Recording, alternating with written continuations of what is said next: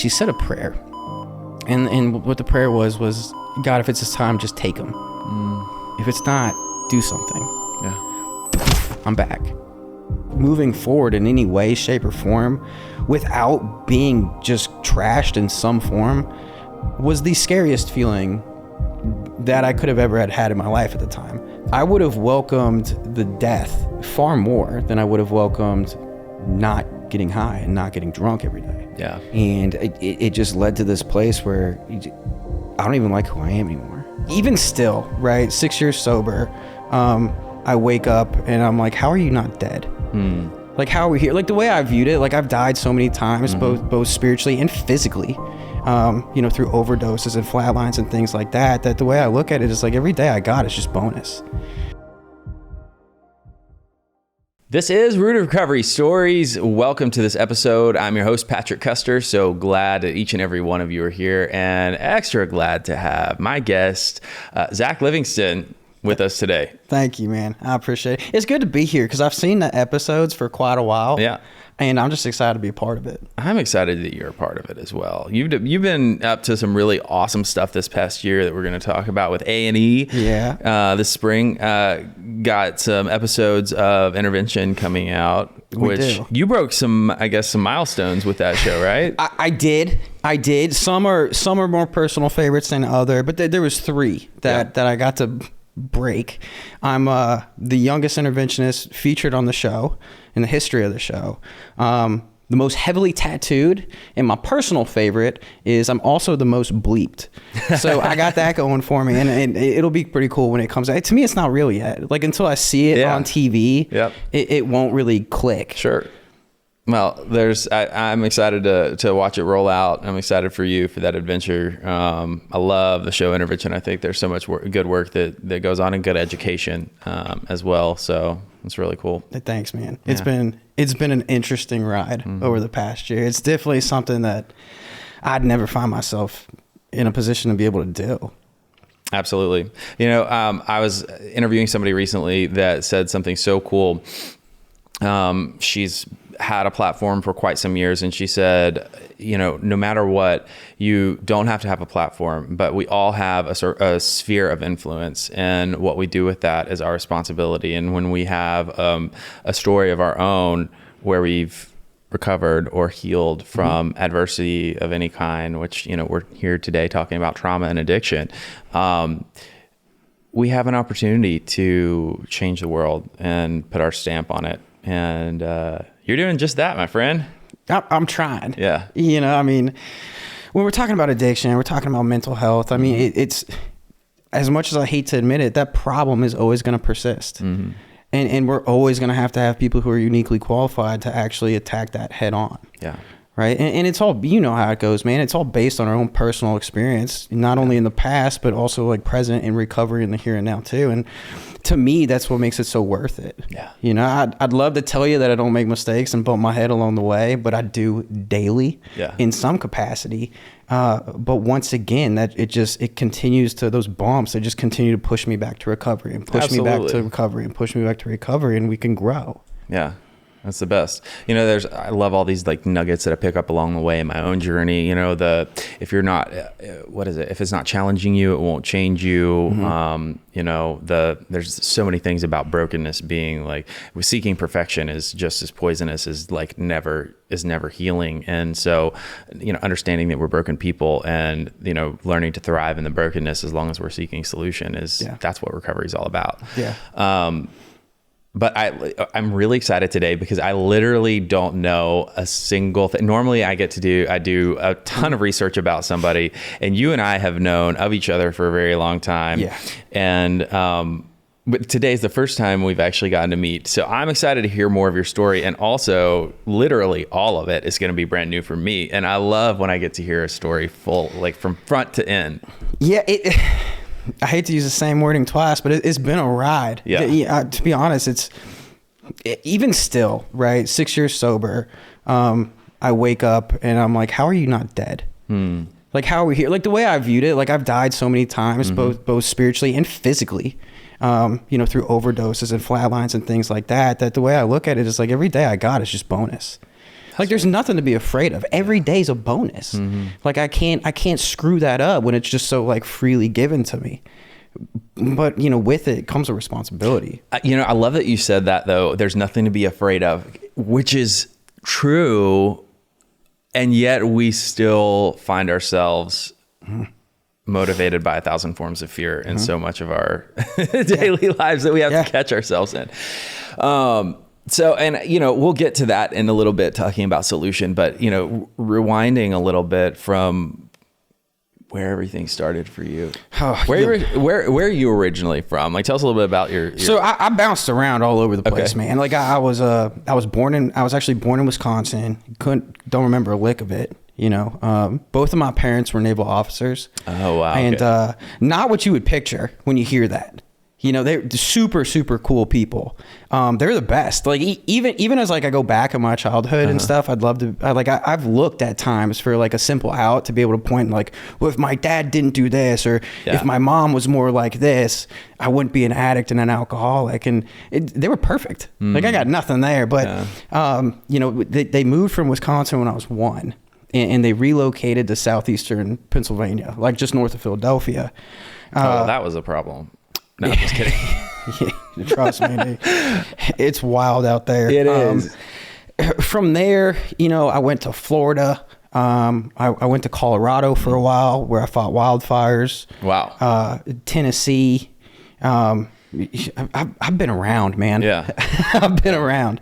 The Adirondacks in Western Massachusetts. It's been all over. So every time someone's like, "Where are you from?" It's kind of like, well, at 34 years old, I almost don't know anymore. It's kind of like, well, hold on, let me do the math. Like, where have I spent the longest? Right. Where have you spent the longest? Probably Pennsylvania. Okay. Tennessee's home. Yeah. I love Tennessee. Yeah. I'll never leave. Yeah. I have, multiple Tennessee tattoos all over my body. Yeah, absolutely. The back of my neck. I used to have a TriStar on my hand that then got blacked out to do a tattoo in white on top of it, which is still a work in progress. But I have, if you were to see me on a beach or at a pool, you'd be like, Tennessee. That's awesome. Yeah, I love Tennessee too. I love it here. But things started young for me. I have an older brother named Pat, and growing up, Pat is my idol. Yeah. Oh my God. So he's, if you ever talk about a pedestal and putting somebody on it, that's what I did with my brother. How many years Pat. are between you two? 4.5. 4.5 years. So, and he's older. So, I would have found all the same stuff regardless. I just had access to it earlier because, when I'm 12, he's 17, gearing up for college. Like he's experimenting. He's drinking on weekends and smoking weed socially. And I'm 12. I'm gonna get in there with him. Of course. And he's at the time 17 years old. He doesn't know any better. Right. And in his mind, it's just, giving a little brother, half a joint or whatever it is. But the first time I really tasted booze, I was probably around 10. I grew up in a real Irish family, Irish-American family. And, my parents aren't big drinkers, but at the same time, if it was Christmas or New Year's or Eve or something like that, they'd pour you a little, and by little, I mean little glass of wine. But every time, that was always my favorite thing about the holidays. Because even though, it's this much wine in a teeny tiny glass, I could feel the warmth going down and everything. And from there, it snowballed. I remember the first time I got drunk, was actually, you ever hear of Drambuie? No. It's a drink. It's the definition of an old man drink. Okay, this is probably why.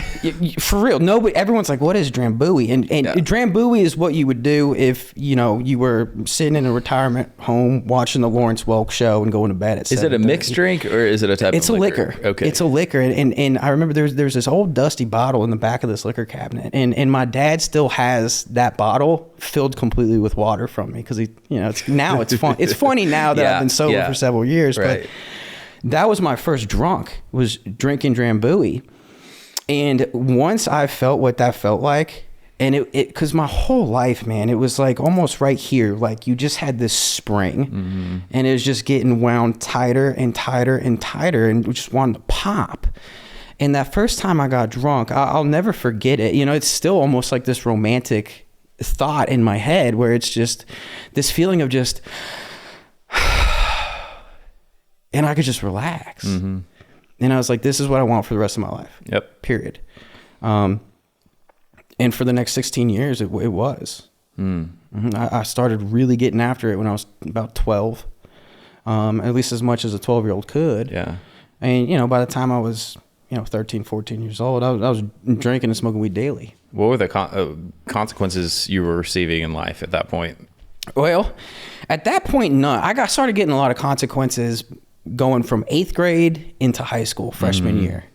That's when things started getting kind of weird. But at the same time, when like my parents and family and parents of friends and teachers and coaches and sports and all that, from the outside looking in, you just be like, all right, like this is just a young kid phase. He's making mistakes. He's being reckless. He's being impulsive. But he's a kid. Of course he is. And we just couldn't put a thumbprint on it at the time. And I remember it was a summer going 8th grade into 9th grade, and it was the first time I got arrested because we got drunk. We broke into a building. We vandalized the hell out of it. Had a fire extinguisher fight. Now, when you're drunk and 14, this is a great time, right? Until the police showed up, and they threw us all in the back of the car. It was me and a few buddies, and they ended up charging us with burglary for the breaking and entering.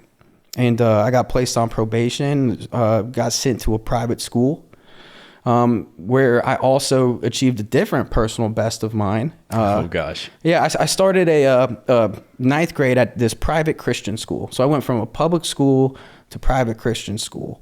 And at the time, it's different in Tennessee, but at the time, school didn't start till September. Right. So by the time it was Christmas break, I had been expelled. And once again, like I didn't really have any consequences at the time. I had a month off school is what I had. And I was like, this is great. Mm-hmm. I'm just going to hang out, ride my skateboard, hang out with buddies. Right. And there was nothing. And that pattern continued. I ended up going to, counting that 8th grade, I thought 4 schools in 5 years. Wow. Yeah. And it just would go to different school, get kicked out, go to different school, get kicked out, and finally went to a therapeutic boarding school for kids just like me. And you could not get kicked out of there. Getting kicked out was you'd go to a wilderness program, and then come right back.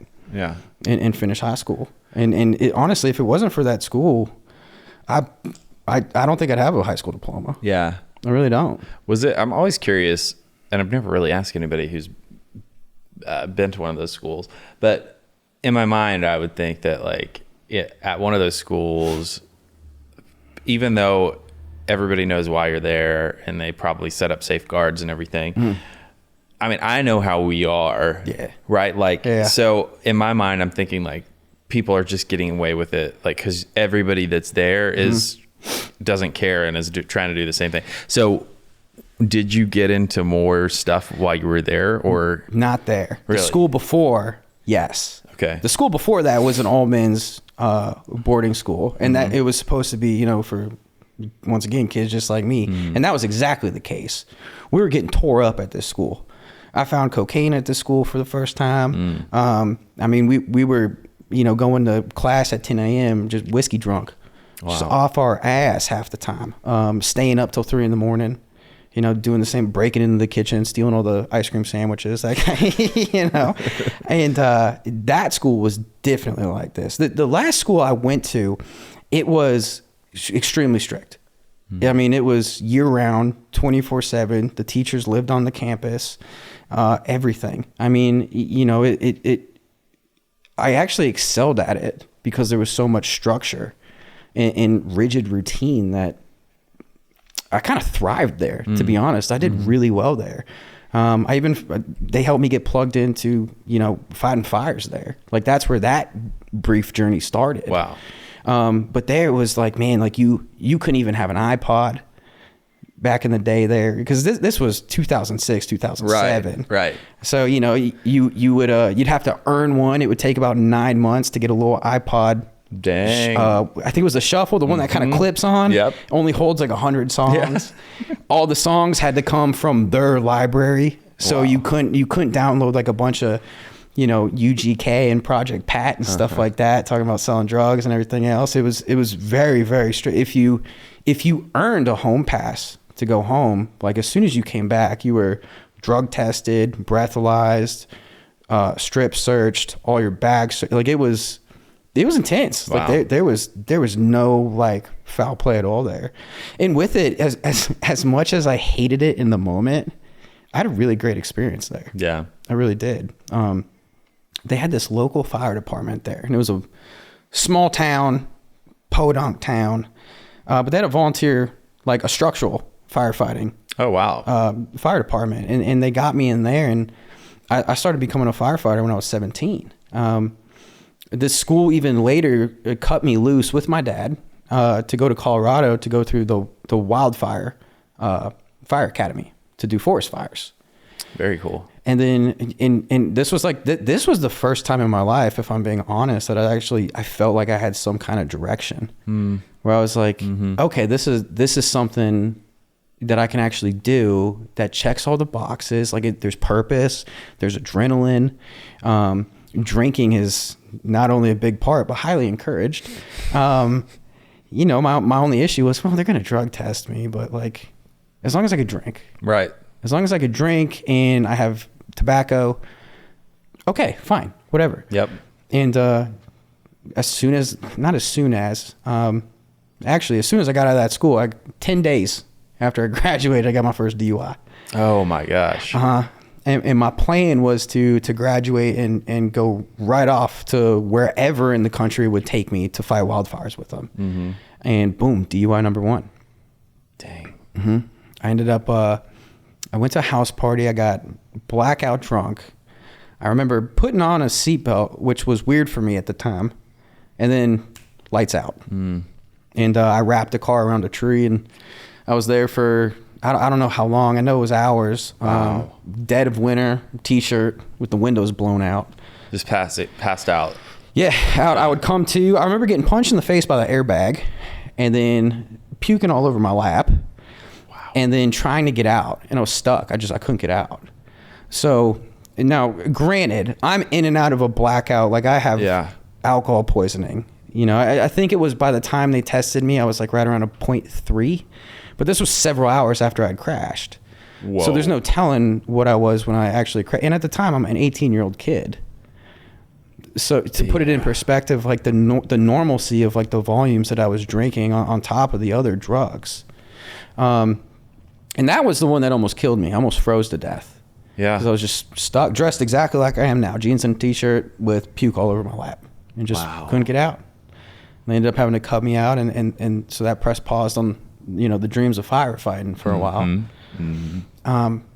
But once again, like not to my parents' fault, I beat myself up so badly over that incident that it almost felt immoral for my parents to actually give me more punishment on top of it.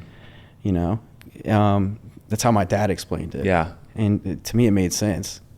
Yeah. That was probably the first time I was just so, I don't want to say the first time, but one of the most first real memorable times where there was just so much shame and guilt. Like, hey man, like you screwed it all up again. So we talk so much about the shame and guilt cycles, right? Like you sit in the shame, you just sit in the guilt, and then it propels you, like you can't take it anymore, and it leads to just like discomfort to the point where we go back to it. Yeah. Is that what happened for you? Yes and no. I would say yes.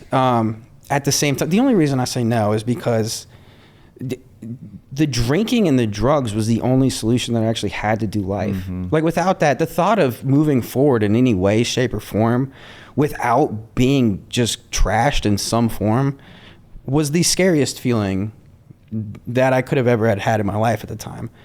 Like, and this sounds extreme, but if at that time, if somebody put a gun to the back of my head and they were like, hey, 3 seconds, I'm pulling the trigger, that would have scared me less than the thought of going through life sober. Like legitimately. Yeah. I know people hear that and they're probably like, okay, man, but like, no. Like I think at that time too, and through the rest of my use, I would have welcomed the death far more than I would have welcomed not getting high and not getting drunk every day. Do you think you realized, like there's one, because I remember my perception was way skewed, right? Like, so looking back, I can identify things like that. Not that specific one necessarily, but like at the time I didn't have the insight to acknowledge to myself that was my reality. Did you know that? No. Yeah. No, I was delusional to that fact, but at the same time, like I knew there was a problem. Like I knew if I didn't drink, it was gonna get weird for me.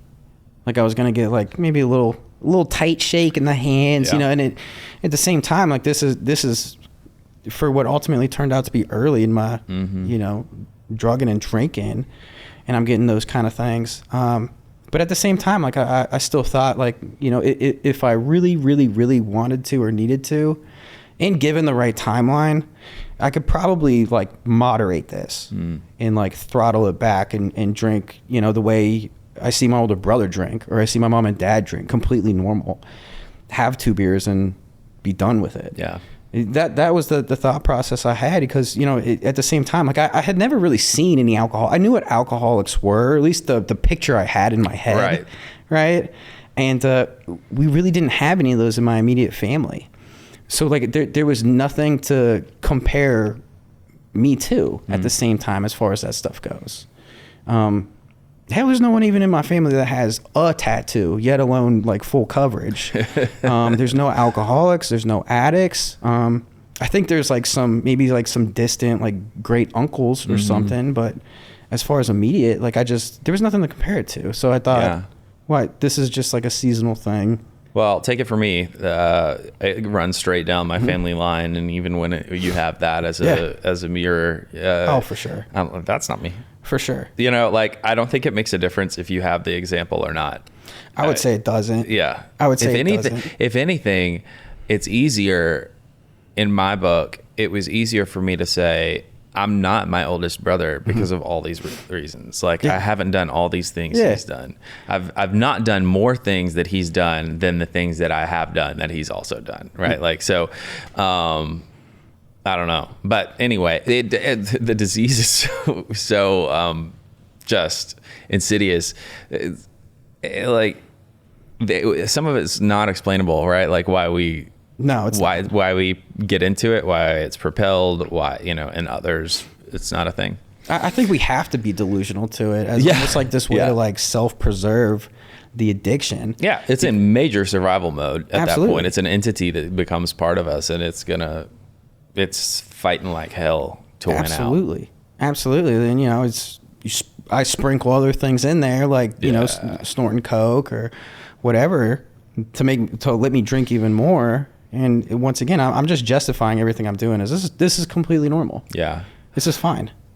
So what ended up happening to get back to a place of, I'm assuming a place of regular drinking and using again after, you know, that wake up call? You know, for me, any kind of wake up call I ever had was and done. You know what I mean? It's almost fleeting. like, it's almost like getting, you know, I would explain it like getting tapped on the shoulder by God, and God being like, bro, like chill. And I'm like, I'm cool, man. And I'm back off. Like there was maybe a week there where I was just dry on everything. Yeah. Just afraid to leave the house, really. But you know, I mean, come day 5, 6, all of a sudden, you know, maybe I'm overreacting a little bit. Maybe I can have a few beers with my friends. Sure. And, you know, just smoke one blunt, maybe half a gram of coke, and like it'll be fine. It's so funny too, because ironic the way it works, because you tell yourself, well, I can just do this. I don't know if this is what I would be interested to know if this is what happened with you too, because similar to you, I would tell myself, I'm going to do this controlled amount. I'd do the controlled amount and be like, see, I'm fine. And I'd believe that. Right. But the next day you're like, I can do that and whatever, because I have self-control. I proved it yesterday with scientific method. Yeah, obviously. So now I could just self-control a little more, get more of the effect I want, and it won't have any negative consequences. Right. Yeah, that's my line of thinking. Yep. It's completely delusional. Absolutely delusional. Like if I explain to somebody, like just a stranger on the street, like exactly what I do when I drink and what tends to happen and where I tend to go, and the blackouts and the waking up in different states and jails and car crashes, DUIs, burnt relationships, burnt careers. And then I was like, I'm thinking about drinking again. What do you think? They would be like, you're an insane person. we should lock you up is what I think, you know? Yeah. But once again, like, I think exactly how you described, Yeah. to the T. Yeah. I think the one thing that's hard for people who don't struggle with what we do, what we struggle with, is that our brain changes based on our circumstance. So like if we're in the middle of experiencing some heavy consequences that have sobered us up, there's that good person deep down on the inside of us that doesn't want to be doing what we're doing, that doesn't want to be in the bondage that we're in. But also we don't have the ability to utilize insight and take a real look at our situation, to plan, to all the things. And it's easy for us to be sorry in the moment of receiving consequences that are quite severe. But then the moment we experience some sort of need for celebration, major discomfort with any given period of time that goes by, we have that, we have all these terms we throw around in the recovery world, the euphoric recall. We have the false sense of self-control, all the things that we do to like that structure in our brain that is just so bizarre, because we go to a completely different place of thinking. Like you were talking about, like a week later, my thought process is completely different. And for a quote unquote normal person, or somebody who doesn't struggle with addiction like we do, that they have no way to comprehend what we're talking about. None.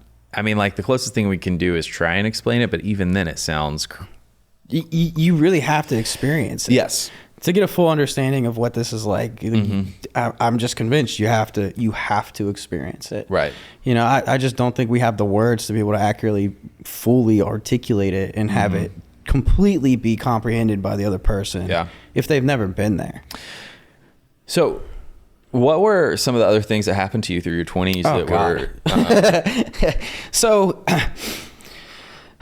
this is where I start going to treatment. So after that first DUI, I ended up going to Colorado and fighting wildfires for a year or whatever it was. It was a fire season. Yeah.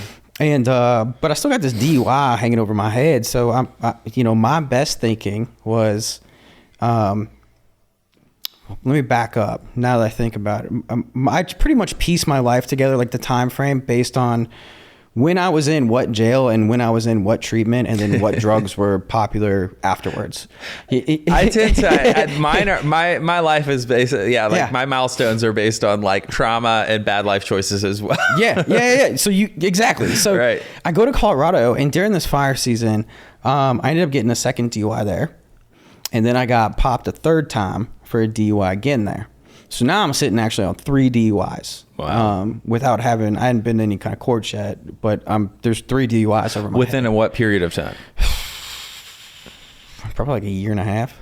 Dang. Maybe 15 months, somewhere in there, I would guess. I feel like in Tennessee today, if you got 3 DUI, it's a felony. It's no joke now. Yeah. So that's what I was looking at, was felony DUI, mandatory jail sentence. Yeah. All of that. And, I'm at the time I'm 19 years old. Yeah. I don't want to go to jail. Oh my gosh. So, but I remember I've seen in movies and stuff where people go to treatment and all of a sudden, like, they don't have to go to jail anymore. And I was like, I'm going to do that.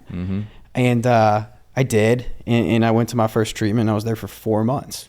And I had zero interest in anything with the actual treatment. I just wanted the get out of jail card. Zero interest whatsoever. And then afterwards, you know what the real buzzkill was? Didn't even work. I still went to jail for that. What? Yeah, the judge was basically like, I'm gonna make an example out of you, and like we're gonna give you time reduced, but like I still had to go sit for like 30 days. Wow. Which in the grand scheme of things is not a long time. Right. It's a blink of an eye. At the time, I was 19 when I got him. I was 20 when I got sentenced. Yeah. And I'm not even old enough to buy a beer yet. I'm like, damn it, man. So I go and do that, and once again, I get out of that jail sentence, or I serve the jail sentence. I get out of jail, and I'm just right back, just running. And once again, I just went right back to just booze, coke, weed. Like those were my 3 best friends. I've done all of them. I've shot all the heroin. I've shot all the meth. I've smoked all the crap. I've done all of them. But like those 3 were my favorites, for sure. Especially together. So you know, I fast forward a little bit, and through my 20s, I had been through, I think I went to treatment 2 more times after that. Still no interest, just want to get people off my back. The 4th time I had a little bit of interest. I was like, I want to quit doing everything. Like, the alcohol is a problem. I can smoke weed though. So like, I'm gonna stop everything but smoking weed. Like, what's wrong with, you know, a blunt or a joint here and there? You know, it's fine. Clearly it wasn't. I think my marijuana maintenance program probably lasted like a month and a half, maybe 2. Oh man. It didn't even almost work for me. Yeah. This podcast is brought to you by Promises Behavioral Health. If you or a loved one are struggling with trauma, addiction, or mental health, we are ready to answer your questions and help you take that next step. Call our admission center at 888-648-4098 or visit us online at www.promises.com. Our team is ready and waiting to answer the call for help. And before you know it, like, at the time, I think I went into, I want to say my 3rd treatment was actually in Florida. In Florida is where things got probably the worst. Not probably, definitely the worst for me. You stay there after treatment? I did. I went to a treatment center kind of in central Florida, but like on the Atlantic coast. And then I went south. And it got lots dark. of great things going on south. Yeah. And I loved it at the time. Yeah, of course. In the beginning. Yeah. In the beginning, the first half. Because I stayed down there for, I want to say about 4.5 years. And probably the first 3, I thought I was in heaven. It was great. You know, I had a basic sales job. You know, I had a gym. And that was, at the time, paying for most of my bills.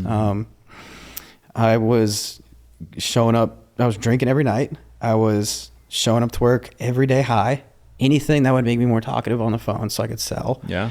And the messed up part, like, is it was working. Like, I was making really good money at this mom and pop gym, just selling the hell out of memberships and big personal training packages, because I knew that they would pay me a flat rate and salary, but they would also pay me 10% everything I sold. So I knew if I sold $5,000 worth of training, which is not a lot of money in South Florida to at least the demographic we worked with, then I could go make, you know, $500, $600, $700 a day. Yeah.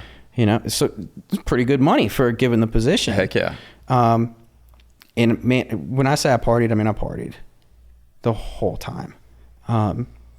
Steroids came into the play too, which added a whole different element of an insane person. And once again, like, the progression just was ruthless. I found IV drugs there. I also learned that I really liked those too. But where things got really, really dark, and this is something I never really talk about this. There's very few people who like know like the level that it was at. But at the time, I was much bigger than I am now, because I was just, once again, working out, eating a lot of food, and just pumping steroids like it was, you know, tap water. I talk about abuse. It was gross. I was a big guy. I was competing in bodybuilding at the time too, despite the constant drinking and doing well with that. Yeah. You know, that's the thing that really kind of curved me along. You tell yourself the narrative, you're so addiction. healthy. How could you be? My narrative was like, look, like, everything I say I'm going to do, I will it to be, and it is. And that was my experience up until this point. I would say, no, I'm going to compete on that stage and I'm going to win. And then I would go compete on that stage and I would win. I would say, no, I'm going to make this much money today. And I would.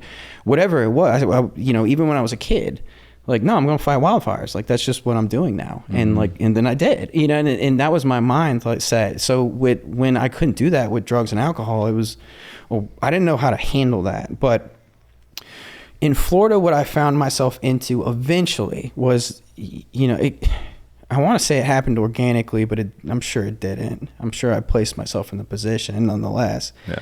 But I got approached by a guy, some store, I can't remember. It was a restaurant or something. And he owned this private security contracting company. And at the time, I was a pretty big guy. And, you know, I could legally carry a gun and everything else, and he needed armed security, and I was like, yeah, man, I'll do it. And it was small stuff, like businessmen who go out to nightclubs and things like that. And I got plugged into that world more. And I met some people, we'll say, and I ended up working for them.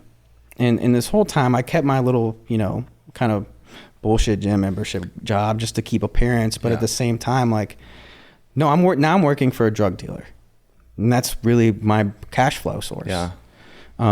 It fit everything that I thought I needed, as far as you now have an unlimited supply of booze. Oh, of course. You hit the lottery. You have an unlimited supply of alcohol.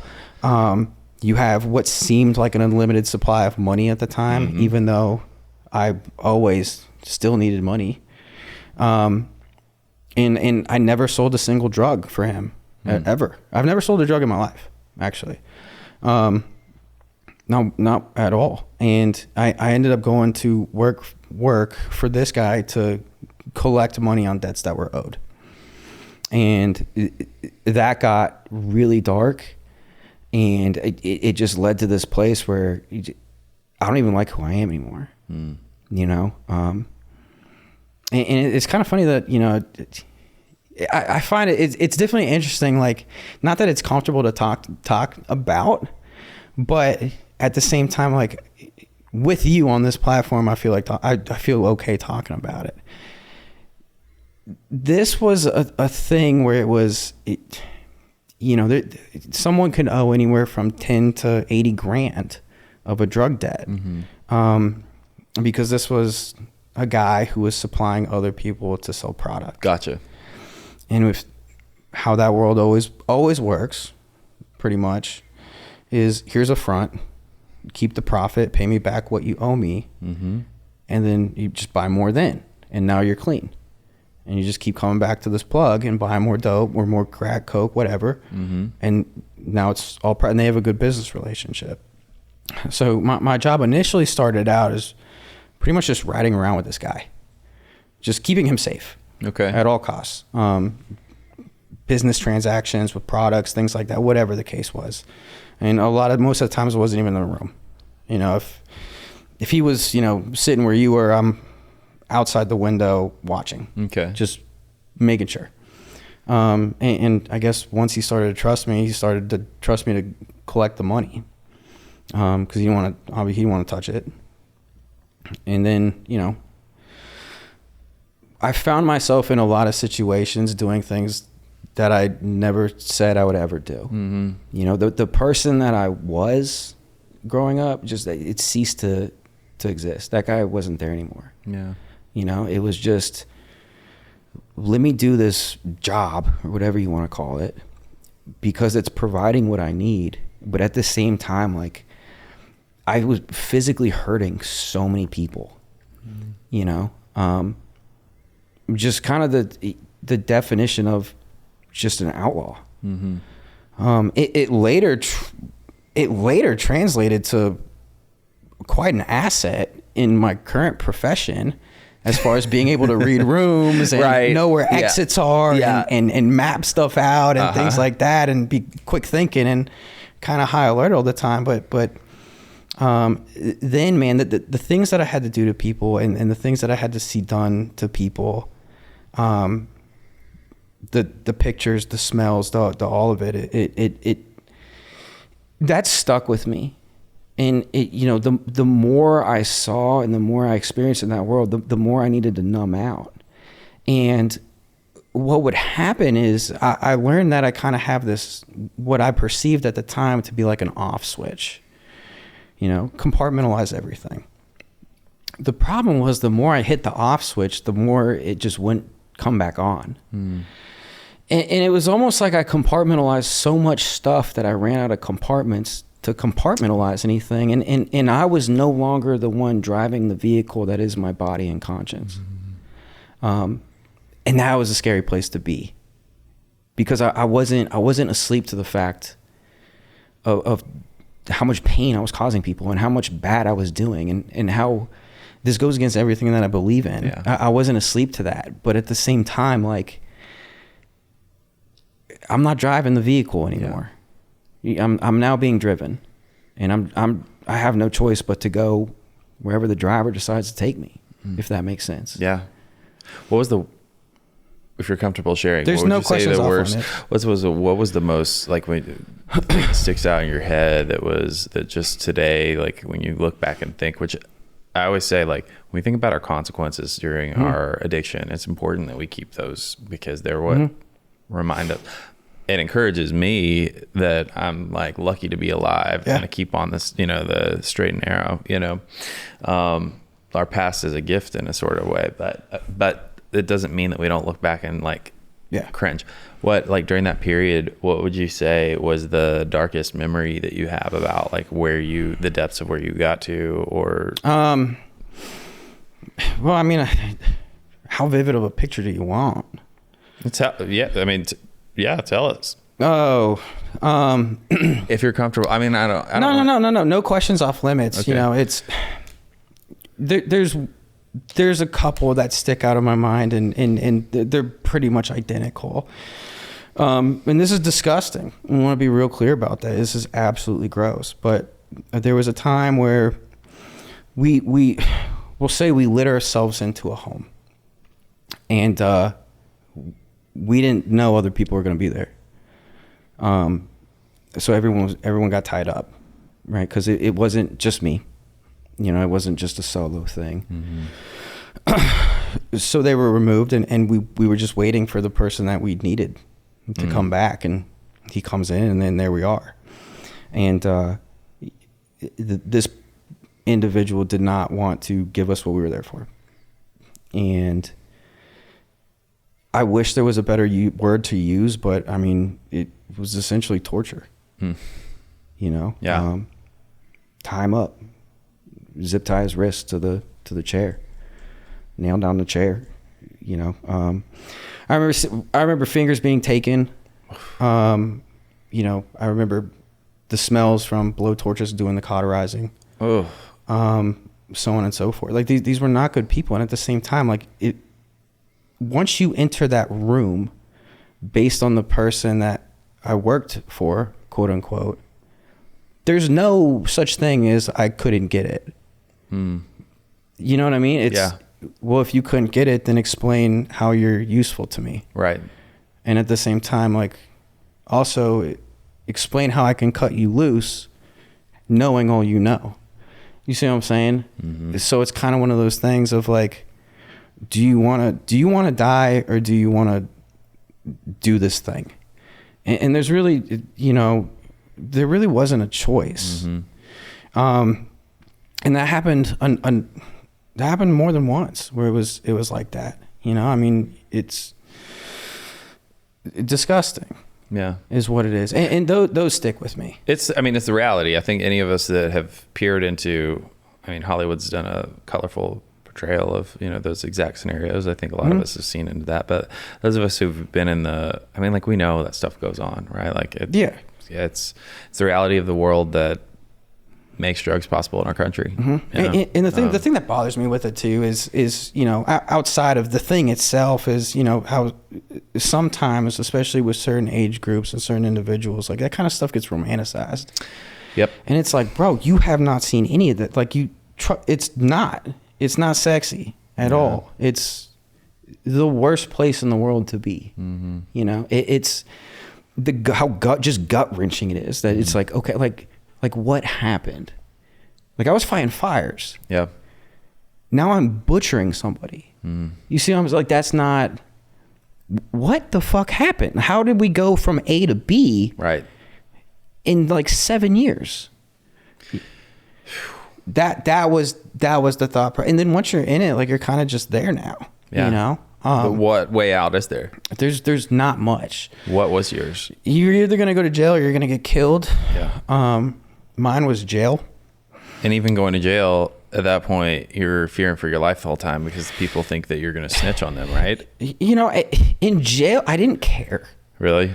No, I didn't. I jail was, at first when I first went, the last time, the initial week sucked. Detoxing on metal and stuff like that. Did you go? What happened? I'm curious. Robbery with force. Okay. Yeah. Was it working for that guy? No, this was on my own. And I was drunk when I did it, Yeah. so it was sloppy and everything else. And it was we robbed a Rite Aid, and there was a conflict with the security person. Yeah. And so all of a sudden, like, now it's a with force, which is an F2. And, I thought I was going upstate for 3 to 4 years, I think it was. It was 2 to 3 or 3 to 4, either way. And then when I was sitting in jail there, I didn't care at all. I just did not care. It was just so numb to everything that there was at no point did I feel in jail, did I feel sad or happy or depressed or excited. It was just flat the entire time. It felt like, they didn't feel like a human. And I think at the same time, like, once again, like, it kind of goes back to like that off switch of like, I just got to turn off now. Yeah. And then, like I said, like, whenever I would turn it off, the more I do, I can't turn it back on. And it's scary. It's a scary feeling. But yeah. I think, and to put things into reframe some of your terminology, not that it needs it, but just for somebody who might not necessarily understand, have been the place that we're talking about. But like, for those of us who've been in places we never thought we were going to go, it's normal for the human brain to do what you're talking about, which is disassociate. Yeah.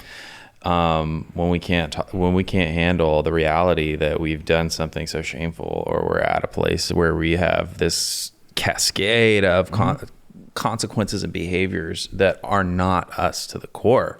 Yeah. There's nothing we can do but check out. No. And to the core, there's no denying that that's not who I am. You know what I mean? Like I said, I have great parents. Yep. Like, who instilled really good morals and ethics and legitimate principles in my life. I know right from wrong. I always have. But the amount of things that I'm willing to, the amount of lanes I'm willing to cross when I'm in it, when I'm in active addiction, it still blows my mind, and like I said, like, that's a very scary spot to be, because, like, once again, like, any ideas of hope of something being different just cease to exist. You forget hope is possible. There's no recollection. You don't of it. know. Yeah, exactly. No recollection of it. What cracked? So you go to jail. You're in this place, basically completely disassociated. What cracked through for you? What made it? What? So when I got out of jail, I was, if I'm recalling right, I'm trying to get the timeline. I remember they let me out to go to a sober living eventually. And within a week, I was drunk. And, I eventually got kicked out of there pretty quickly. And then I went to another treatment center. But if I recall right, once again, there's so many moving parts throughout this short time frame. It's kind of hard to track. But I think what happened next was I landed in Tennessee. Okay. And I went to a treatment center in Tennessee, and I had a really, really, really great experience. And it was also an experience where I felt safe. Nobody knows where I am. Yeah. I don't even know where I am at the time, really. In a rural area about an hour west of Nashville. And I once again, I go to a sober living. I get probably like 4 or 5 months sober. I relapse. That relapse lasted about 6 months, and it ended with me flatlining. I got drunk at a bar in Dixon, and I ended up getting what I thought was coke, and there was just no coke in my coke. It was just a bag of fentanyl. Oh yeah, and I remember doing this, like, probably 2 or 3 bumps of it, and immediately knowing that this is not cocaine. Right. I knew exactly what it was. I'd done heroin before. I was like, and I've done fentanyl before. I was like, this is 100% fentanyl for sure. And I remember later that night, I knew doing more was a terrible idea, but I had continued drinking. And I was like, one more. And I remembered doing this line, and it was way too much, obviously. And then I don't remember anything. Nothing. I just remember coming to in the back of an ambulance. Oh. And the crazy part is there's a wild story behind it, but I died for 5 minutes. Who were you with? Were you with someone? Let me paint a picture of how good my life was going at the time. I was dating this girl, this poor girl, man. She was super sweet. I really can't say anything bad about her. And, things are going so well for me at the time that I'm living at her parents' house with her. Okay. Which is a fancy way of saying I'm homeless. Right. So yeah. they had this walk-in pantry, and they had this big stainless steel deep freeze. So my thinking was, this is smooth and stainless steel. This is the perfect spot to snort drugs off. So, of course, that was my best whiskey drunk thinking. And that's what I did. And then I fell out on top of this, and she was gone with her mom to a concert at the time in Nashville. And I remember too, it was an Ed Sheeran concert. I remember because I willingly skipped it. And the way she recounts the story is that they were leaving Bridgestone, and there was a message on my phone that I got later in the hospital that said, hey, like, traffic's not moving. We're going to be here a while.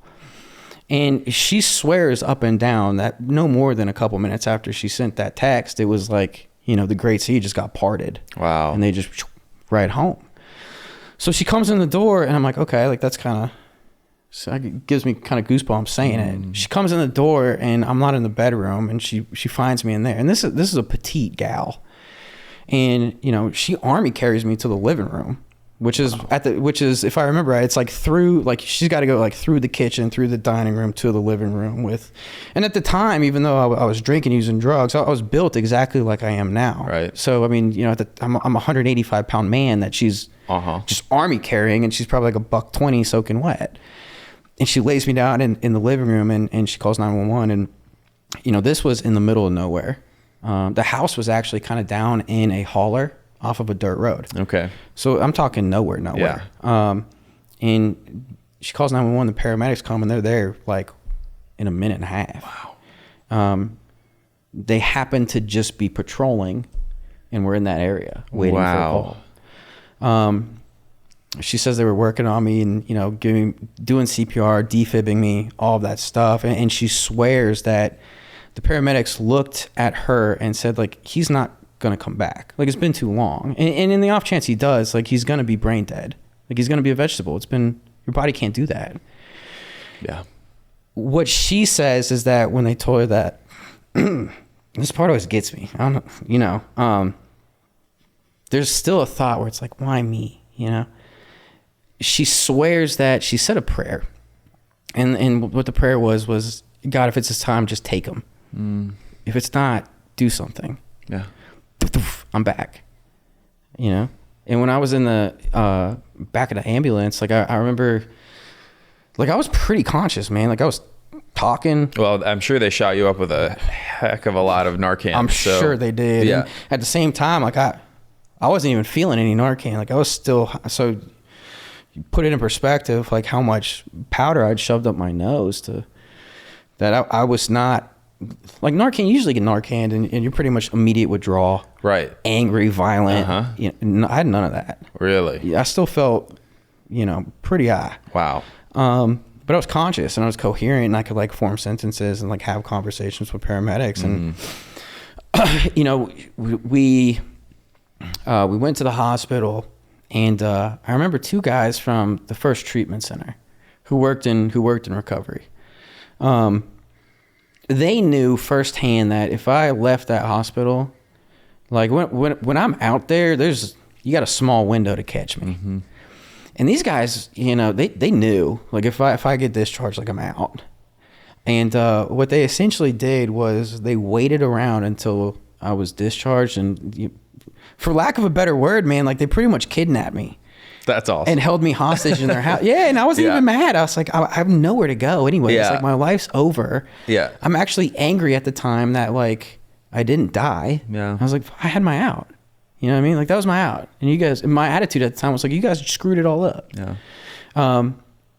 So in the situation, when we get to the depths of despair in our disease, honestly, death is the easy part. Living and getting better is the hard.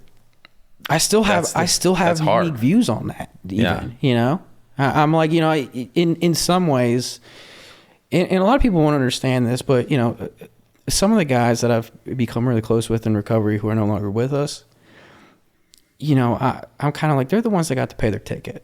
Mm-hmm. You know what I mean? To me, what it kind of says is like, whatever reason I'm here for, whatever's above us, I call it God. God's not done with me yet. Yep. You know what I mean? Yep. The fortunate ones in some ways are the ones that, you know, they paid their dues, they paid their ticket. And so these two guys kidnapped me, right? And it wasn't a bad kidnapping. They were feeding me steaks and watching Netflix. Like it was, well, it could have been worse. Yeah. You know? It could have been a lot worse. And they kept me for a couple days until a bed opened up in treatment. And even when I went to this last treatment, I was not sold on anything recovery at all. I was like, this is a waste of time. This is a waste of your resources, your bed. This is pointless. And it was probably day 30 out of 31 days where I was like, I'll try it.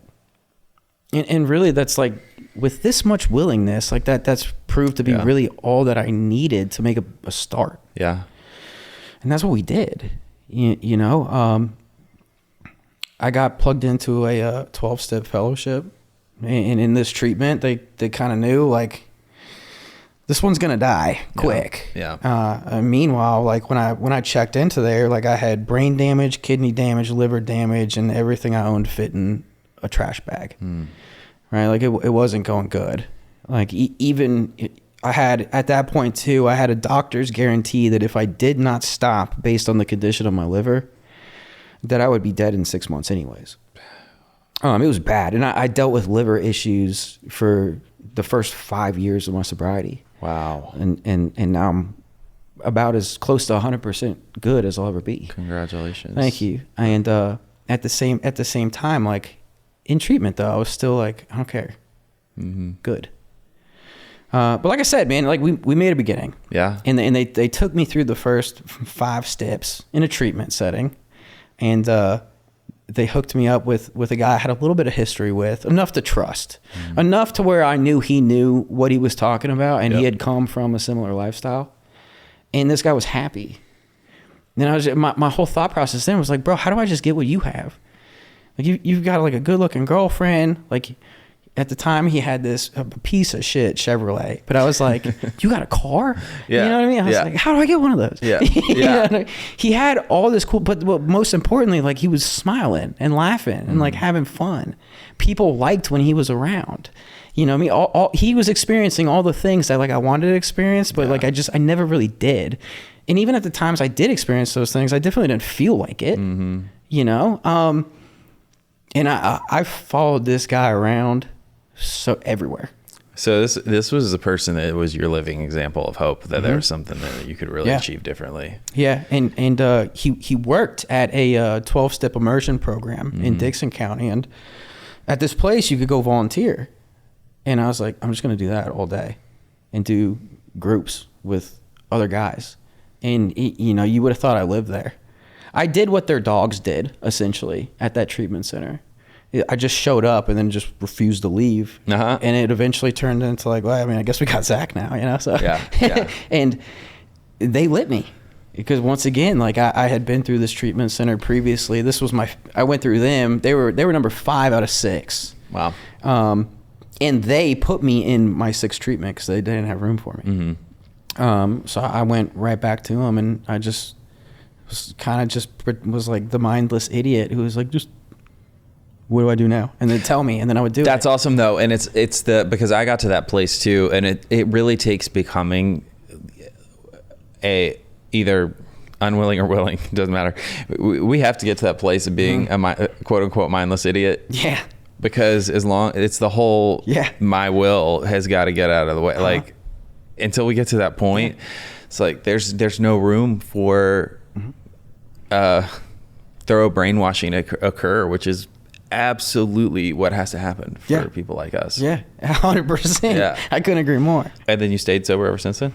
I've been sober ever since then, man. I fell in love with the fellowship that I got involved in, and then I realized that there's a lot more than just fellowship. Like they had a whole program of 12 steps that ended up, I mean, that paid off pretty well. So I got to have an experience with those, and experience with service and taking meetings in the treatment centers and detoxes. I fell in love with the program that I was exposed to, and I just, that was all I wanted to do, aside from like I wanted to go to the gym in the afternoon and like, maybe go bass fishing on the weekends and like get a tattoo once a year when I can afford it at the time. Mm-hmm. But aside from that, all I wanted to do was recovery. All those promises, all the stuff that I saw in everyone else, like it slowly, really slowly, but it started happening. It's beautiful. And I promises started coming true. Yeah, and I fell in love, man. I absolutely fell in love with it. And I'm more in love with it now than I was then, I would say. I hope that's the hope, right? Like as time goes on, we continue to find more and more purpose, meaning, fulfillment. And it's beautiful to hear that part of your story. What would you say, reflecting back, looking at your life today versus before, are the biggest differences with your relationships and then also within yourself? Ooh, that is a good question. The biggest differences, man, it's the best way I could describe my life now in recovery is what I was and what it's like now is a full 180. It's the definition of the complete opposite. But the part that I think's so cool about it is I still get to stay close, real close to that other lifestyle with the chaos and the carnage and this and the that. You know what I mean? I stay close to people that are still really early in recovery. I haven't forgot what it's like to have, puke on my boots and stuff. And as far as my relationships go, man, they have value. There's depth, there's weight there. I still deal with a lot of fear, full transparency. I don't know. I'm not going to say that's never going to go away, but it's certainly been trending in the right direction. I used to be so afraid to let anybody in because my whole pretty much life was you're either going to leave or die, one of the two, and it's going to be quick. That was my experience. So that was my core belief, was like, if I get to know you, you're going to leave or you're going to die, one of the two. And anybody who tried to get anywhere near me, I would push them away before they even could, because like I said, I knew one of two things was going to happen. Today, it's not the case. Today, it's best way I can describe it is I'm kind of like a heavily tattooed pit bull puppy. You know what I mean? I just want to like run around and wag my tail and talk to everybody. Yeah. You know what I mean? And see what they got going on. Yeah. And what I've found, man, is like, at least for me personally, is if I want to get to know God, if I want to get to know spirituality, and if I want to get to experience spirituality on a deeper level, all I got to do is get to know God's kids. That's it. And help them. Yeah. So these relationships that I have now, like, they're valuable to me, but there's no like motive behind it, and that's been reciprocated. Right. In active addiction, our relationships are very transactional. Very. Right. Very. And what's crazy, I think, is that if you were to ask us or challenge that in active addiction, we would deny it tooth and nail. I mean, like, yeah, and be like, nah, this is genuine. This is a good friend of mine. Yeah, these are my boys. Right. But no, there's a clear give and take going on with absolutely every connection that we have. Yes. And it's so freeing to get to that point where what you're talking about, like, your relationships are because of pure and wholeness and like freely giving. Yeah. Yeah. And one of the things I was thinking about too, a couple of days ago, I was talking with somebody about it, is like, dude, I don't have to look over my shoulder for shit anymore. Yeah. Sometimes I still do out of habit, but like there's no necessity. Like my past has been cleaned up. The best that I can clean it up, it's been cleaned up. Like every conscious living amends that I I'm aware of, I've made, except for 2, and both of those will be made in a couple months. Awesome. One's a brother and one's a parents of a friend who passed away.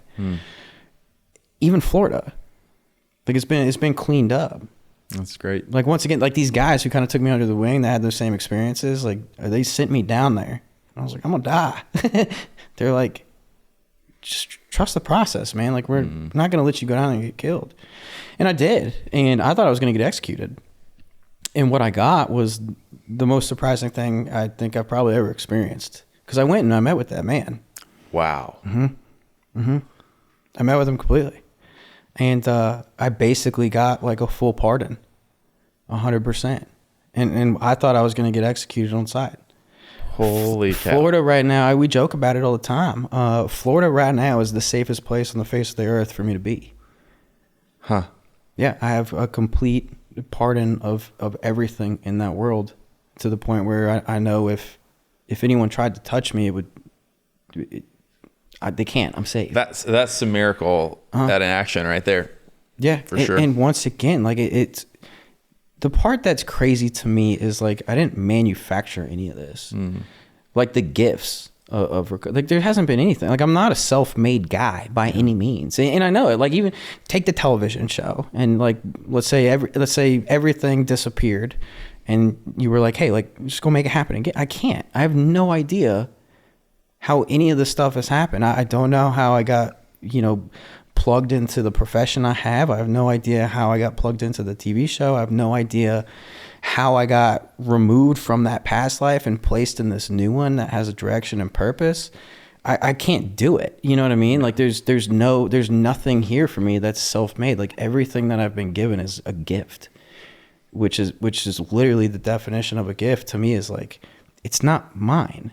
It was somebody else's and they gave it to me. And that's just been my experience. Yeah. Oh man. That's so what the way you're describing this is like a perfect picture. Well, I don't know if it's a perfect picture, but a wonderful picture of what it looks like to have humility and gratitude in action in our life, like in recovery, because just, we do the work, put one foot in front of the other. And I think that in many ways it gets rewarded as we do the right thing. Yeah. But ego easily comes in, and I think that it's something that we're constantly battling, right? Like you got to do an attitude and perspective check. I think I was just having this conversation with somebody yesterday that, nothing I have is owed to me. I've done a lot of work to be where I am today. Yeah. Doesn't mean that I'm entitled to it. And that's kind of like my thing. Is like, how can I brag about anything that I have? Yeah. When I didn't create any of it. Yep. I really can't. Like from, like I said, like what I do for a living, like the things I get to do in recovery, to even like wife and kids, and the cool things that I could put gasoline into and take off the road. Like I don't know how I didn't do it though. Yep. I really didn't. And to me too, like I have to have like a sense of gratitude, because I've done so much bad, right? Like there's been so much just carnage and wreckage and just downright violence. Like I've inflicted so much pain on so many people on so many different levels, like not just physically, but like emotionally, spiritually, the list goes on. That for me, like in my mind, whether it is or not is a different conversation. But to me, that balance sheet is never balanced. You know what I mean? It's to me, it's like, I don't know how much of this I need to do to balance it out. And I think that's a good thing, because I'll shortchange everything based on what I think is enough. And for me personally, like, this is why I'm still here. It's like I said in the beginning, I've died several times. You know what I mean? Everything I get to experience, every second of every day is bonus. So like thinking of that even logically, why wouldn't we squeeze the ever living shit out of that and make everything count? This is all a gift. Yeah. It's the truth. It really is. Well, speaking of gifts and giving back, thank you for getting so vulnerable and sharing so much of really transparently sharing so much of your story. today, I think one of the most important questions I always like to ask is, the people that stick around all the way through the episode are the ones that I really feel like it's super meant for. And so that's why I always save this question for the end. But for that person or those people that have identified with your story in any way, shape, or form, what final word of encouragement would you like to leave with them? Oh man, that's a great question. I'll put it like this. No pressure. I always hear people say recovery is possible, and it is. Like there's two living pieces of proof sitting right here that recovery is possible. If I had to give like a 10-second elevator pitch, what I would do is hand somebody a big book, and I would say read it with another person who's worked it exactly this way. As you read it, whenever there's a question, stop and answer the question. Don't go forward until the question's been finalized.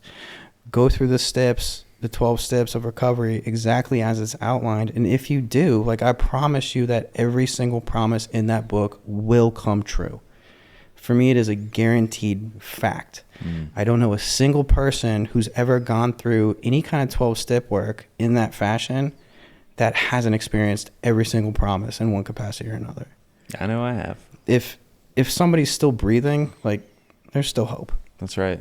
Like There's I said, always still hope. There's proof sitting in both of these seats. That's right. Man, and on that same note about hope, first I want to say thank you again for sharing your story. So such an honor and pleasure to meet you and to hear your story and to get shared on our platform. This has been really great today. Well, thank you for having me, man. Absolutely. This is, like I said, I've watched the podcast for a while now, and I've always wondered what it would like to be on it. But I never, just another thing I never thought I'd be doing. Oh, now you know. Yeah, and I'm glad to have a new friend. So this is great. I can't wait for it to get released. So thank you again. Oh, thank you. I appreciate it. Thanks to each and every one of you for tuning in, sticking with us through the episode. And I will, on the note of hope that we were just talking about, remind you that it is never too late to start loving yourself, and you're always only one decision away from a completely different life. This podcast is brought to you by Promises Behavioral Health. If you or a loved one are struggling with trauma, addiction, or mental health, we are ready to answer your questions and help you take that next step. Call our admission center at 888-648-4098 or visit us online at www.promises.com. Our team is ready and waiting to answer the call for help.